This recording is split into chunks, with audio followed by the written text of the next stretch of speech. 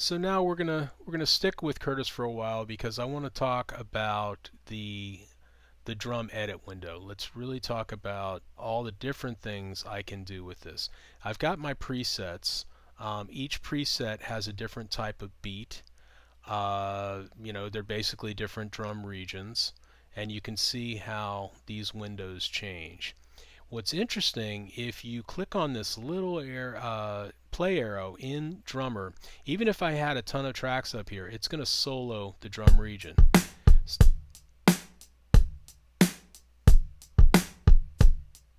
So I can actually keep playing and keep playing my track if I want to, and changing that complexity. And you've got the XY axis, I should say, simple, complex, soft, and loud. I've got kick and snare, hi-hat, and percussion. Every drummer has this type of edit capability.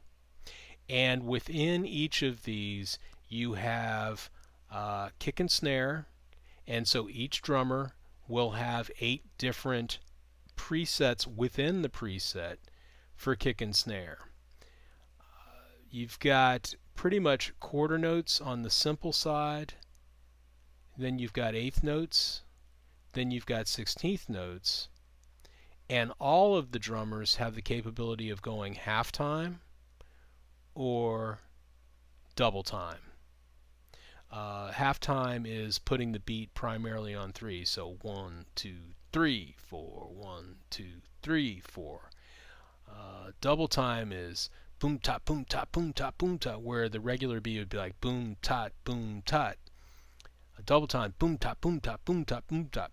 Every drummer has this same capability within the kick and the snare. Really the same for the hi-hats. Kind of like if we go to simple, we're really going to be, you can see it up here actually, that we're dealing with quarter notes. But watch the hi-hat change as I move this. Well, you have to, I was clicking through. But we're getting into more 8th note patterns, 16th note patterns, and then we also have things change for the halftime and the double. Every drummer has percussion. You can click on a percussion track, and you also have this variable patterns. So within each preset, I can also control each of these individual instruments. Now we also have fills, and we're going to have a whole lesson on fills because there's just so much you can do with fills. But these wheels control how much or how little of a fill there'll be at the end.